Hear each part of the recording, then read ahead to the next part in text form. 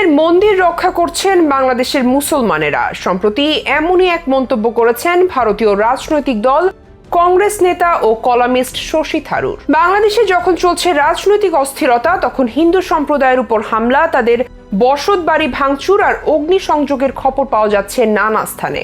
আবার একই সাথে দেশের বিভিন্ন মন্দিরে পাহারা বসিয়েছেন বাংলাদেশের মুসলমানেরা। দেশের এই ক্রান্তিকালে সাম্প্রদায়িক সম্প্রীতির এমন বন্ধন যেন নতুন করে স্বপ্ন দেখাচ্ছে বাংলার মানুষকে। বৈষম্য বিরোধী ছাত্র আন্দোলনের তোপের মুখে পড়ে অবশেষে পদত্যাগ করতে বাধ্য হন সাবেক ক্ষমতাসীন প্রধানমন্ত্রী শেখ হাসিনা। শুধু তাই নয়, পদত্যাগের পরপর দেশ ছাড়তে হয় তাকে।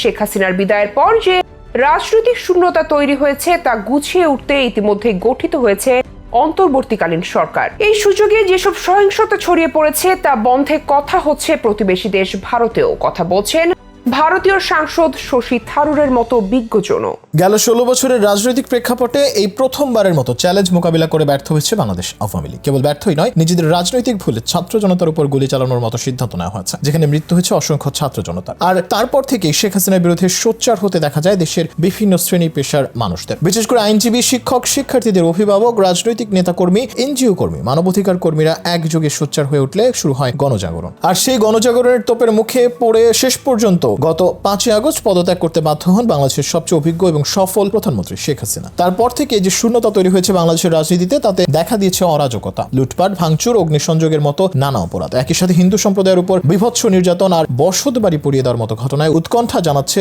আন্তর্জাতিক সম্প্রদায়। একদিকে থানায় নেই পুলিশ প্রশাসন, নিরাপত্তা অরক্ষিত হয়ে পড়েছে বিভিন্ন কারণে। দেশ জুড়ে ডাকাতের খবর দেখা যাচ্ছে সোশ্যাল মিডিয়া সহ নানা মাধ্যমে। তবে এত সবের মধ্য দিয়ে হিন্দু সম্প্রদায়ের উপর ঘটে যাওয়া এসব ঘটনাকে কেন্দ্র করে ফায়দা নিতে চাচ্ছে একটি গোষ্ঠী। ইতিমধ্যে রাজধানী শাহবাগ, চট্টগ্রাম, সিলেট সহ বিভিন্ন জায়গায় হিন্দুদের জামায়াত হতে দেখা যাচ্ছে, যেখানে বাংলাদেশের হিন্দুদের বাঁচতে আহ্বান জানানো হচ্ছে। এটি বিষয় এখানে বিবেচনা করতে হবে, শুধুমাত্র হিন্দুদের বাড়ি ঘরে আক্রমণ করা হচ্ছে ব্যাপারটি এমন নয়। একই সাথে বহু সংখ্যক মুসলমানের ঘরবাড়িও জ্বালিয়ে পুড়িয়ে দেওয়া হচ্ছে, যাদের অপরাধ শুধুমাত্র বাংলাদেশ আওয়ামী লীগের রাজনীতির সঙ্গে জড়িত থাকা। ফলে হিন্দু এবং মুসলিম দুই সম্প্রদায়ের মানুষের উপরই হামলা চলছে। পাশাপাশি বাংলাদেশের স্বাধীনতার স্মৃতিচিহ্নগুলো নিশ্চিহ্ন করে দেওয়ার মতো অসংখ্য ঘটনা ঘটছে। জাতির জনক বঙ্গবন্ধু শেখ মুজিবুর রহমানের বিভিন্ন মুরাল এবং ভাস্কর্য ভেঙে গুড়িয়ে দেওয়া হয়েছে, হামলা ও অগ্নিসংযোগ করা হয়েছে সাংস্কৃতিক স্থাপনাগুলোতে। এছাড়া দেশে বিভিন্ন জায়গায় বিভিন্ন মন্দিরে কয়েকটি হামলা হলেও বেশিরভাগ জায়গায় হিন্দুদের মন্দির রক্ষায় দলবদ্ধ হয়েছেন বাংলাদেশের মুসলমানরা। এ প্রসঙ্গে ভারতের কংগ্রেস নেতা, লোকসভার সদস্য ও শশী থারুর এর মতে, বাংলাদেশের বিভিন্ন স্থানে হিন্দু মন্দির ও সাংস্কৃতিক প্রতিষ্ঠানে হামলা হয়েছে, তবে বাংলাদেশের মুসলমানেরা হিন্দুদের বাড়ি ও মন্দির রক্ষা করছেন। গত 10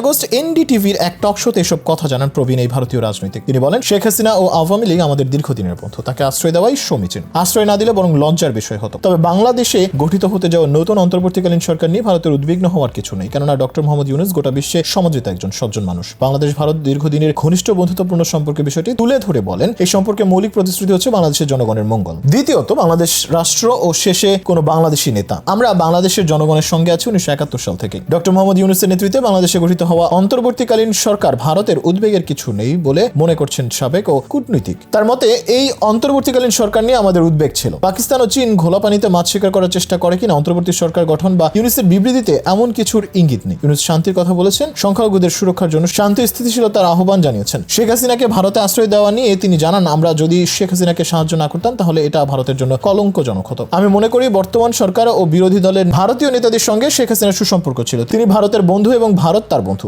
যখন কোনো বন্ধু সমস্যা পড়ে তখন আপনি সাহায্য করার জন্য দুবার ভাবেন না। ভারত ঠিক এটিই করেছে এবং এটি করার জন্য ভারত সরকারের সাধুবাদ জানিয়েছেন এই রাজনীতিক এবং কলামিস্ট।